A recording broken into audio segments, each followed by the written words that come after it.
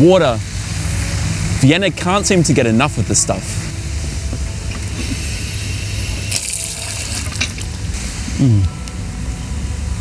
All tap water in this city is drinkable, something that locals can't seem to get enough of and love to brag about. It does make me wonder, why is the water so clean?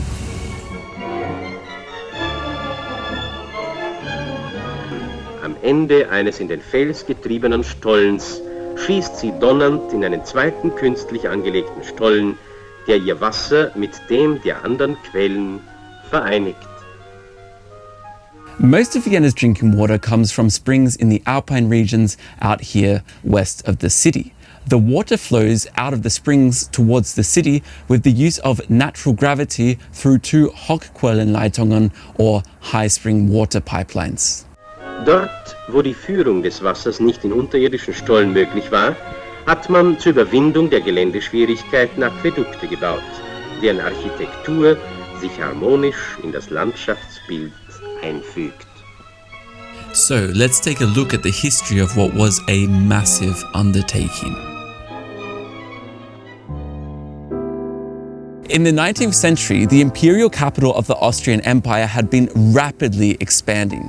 Discussion to expand the water supply began in the 1860s, and it became very clear from the get-go, from preliminary studies, that expanding the old city waterworks or tapping into nearby sources in the Vienna woods was not even going to come close to supply the rapidly growing population.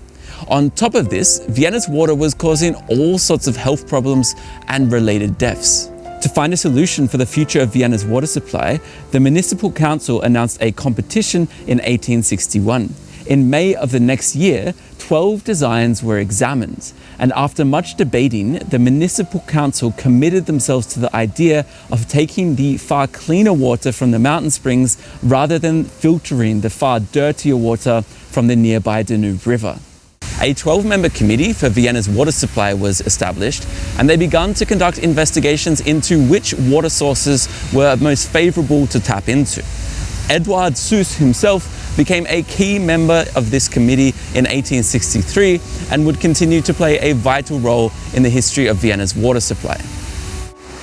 After looking around, the committee fixed their eyes on the spring areas around the Schneeberg and Rax mountain areas, specifically the Kaiserbrunn, the Stichtenstein Spring and the Altar Spring. These springs would not only supply enough water of extremely high quality, but their locations meant that construction costs would be relatively low there. Süß submitted a report in May 1864 titled the Three Spring Project, and the City Council approved this. After a few more measurements and calculations were made, the Altar Spring was cut from the so-called Three Spring Project as a result of the flow rate being found to be insufficient. The Kaiserbrunn Spring emerges right here behind me, here in the Hollental Valley, and is fed by the Rax and Schneeberg mountain ranges. Ever since Emperor Charles VI came here back in the late 17th century and took a liking to the spring, he had had the water barreled and sent to the imperial court in Vienna, hence the name Kaiserbrunn. Now this spring is not ideal just for the water's quality and quantity, but also the fact that we are right now 369 meters above the Danube, meaning it was totally feasible to get the water to Vienna using natural gravity. Now, on the 1st of May 1865, Emperor Franz Joseph announced in a speech on the occasion of the opening of the Ringstrasse that he was going to donate this area to the city of Vienna. The Stichtenstein Spring emerges here, just underneath the Stichtenstein Castle. At the time of planning of the first high spring water pipeline, it was a dairy farm estate and included a sawmill powered by the outflowing water. When the City Council of Vienna, under the recommendation of the Water Committee, submitted a purchase request, the owner, Count Ernst Karl Hoyer-Sprinzenstein, informed the city that he intended to donate the springs to Vienna. And to his credit, on the 17th of July 1868, he donated the springs to Vienna free of charge. Construction began at multiple locations at the same time. The first explosion took place at the end of 1869, and in April of the next year, construction work was in full swing. Around 2,500 to 3,000 workers were present each day, and unfortunately very little is known about the people who did the actual work, Getting to the remote areas alone would have been a dangerous undertaking and physically demanding. From the water chambers of Kaiserbrunn and Sticksenstein, the pipeline was laid towards Vienna through numerous tunnels, aqueducts and bridges. Much care had to be taken to avoid contamination from ground and river water. To maintain the pipeline and monitor water levels, inspection towers were built approximately every 2 kilometers with access shafts at shorter intervals between them. You can see these all across the water pipeline to this day. 3 reservoirs in Vienna were initially constructed as part of the project, found in the suburbs of Rosenhügel, Schmelz and Wienerberg. From here, water was to be held and then flown through pipes within the city to supply individual buildings. In 1872, it was decided to construct an additional 4th reservoir at Laderberg. And in September of 1873, fresh spring water reached Rosenhügel Reservoir for the first time and filled it within 1 hour and 20 minutes. A month later, to the backdrop of this massive new fountain, the ceremonial inauguration of the first high spring water pipeline took place. It was officiated by Emperor Franz Joseph himself. Connecting houses to the fresh water was not as speedily carried out as the pipeline itself. 2 years after the inauguration, just over 1/3 of Vienna's buildings were connected. This delay is due to many property owners who did not live in the buildings they owned and didn't want to pay up. In 1876, the city council introduced payment relief for connection costs and reduced water tariffs. Forced connections were also introduced for buildings with particularly poor sanitary conditions. By 1877, 2/3 of Vienna's buildings were now connected. The pipeline had an immediate positive impact. Typhoid mortality declined massively, and after a few decades, cholera completely disappeared in areas that had clean water access. But it wasn't all smooth sailing. The main problem was winter.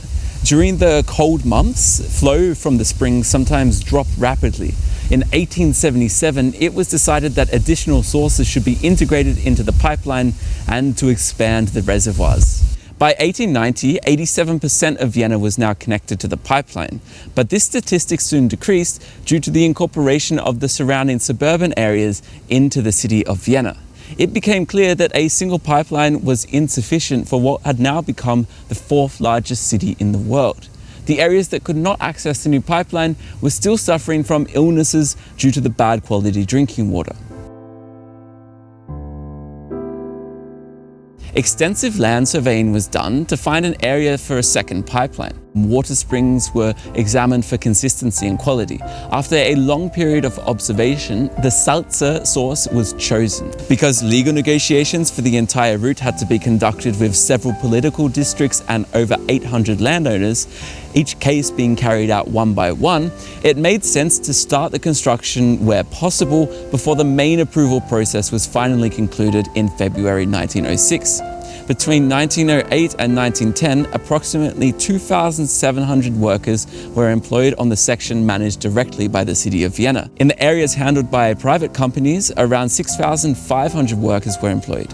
The number of employees meant that construction work was taking place 24 hours a day. But apart from this, construction was quite similar to the first high spring water pipeline. And believe it or not, it was actually finished early. On the 2nd of December 1910, the inauguration, conducted by Emperor Franz Joseph once again, took place in the City Hall. New fountains in the City Hall Park ceremoniously shot out the water obtained from the new pipeline. When the Nazis were retreating from Vienna in 1945, there were plans to blow up some of the aqueducts. These plans were thankfully avoided thanks to the interventions of a warehouse manager named Josef Smenata. He convinced the head SS officer that blowing anything up would risk flooding Vienna. As a result, Vienna's water supply remained intact. In the post-World War II era, the pipelines were not only repaired but also expanded. New sources were connected to the pipeline, new reservoirs built, the old ones were made bigger, and the addition of hydroelectric power plants meant that now electricity was being generated from the very water that the Viennese drink. The massive reservoir in Neusiedl am Steinfeld was built in the 1950s. By the end of 2028, 2 new chambers will be constructed and increasing the total storage capacity to 800 million litres. From 2029 onwards, a further expansion is planned. After this completion, the reservoir will have a storage capacity of around 1 billion litres. The expansion of this reservoir is part of the Wiener Wasser 2050 drinking water strategy, which prepares Vienna for future increases in water demand and climate change. So now we know why Vienna has such great drinking water. It's simply captured straight from the source in the mountain springs, funneled through pipelines using gravity, and stored in various reservoirs in and around the city, which then feed the individual taps. It seems quite simple when you put it that way, but of course there is a lot of complicated engineering that I do not understand, but I have at least showed you the history of how this pipeline has come about. And I think it's interesting to turn the tap on here and think about that journey the water made, as clean drinking water is something that we here in the West and in Austria take for granted. So it is nice to look into the history of how that came to be. I hope you very much enjoyed watching this. If you want to see me make more videos, please do like, comment and subscribe. But I will definitely be making more, so catch you on the next one. Peace.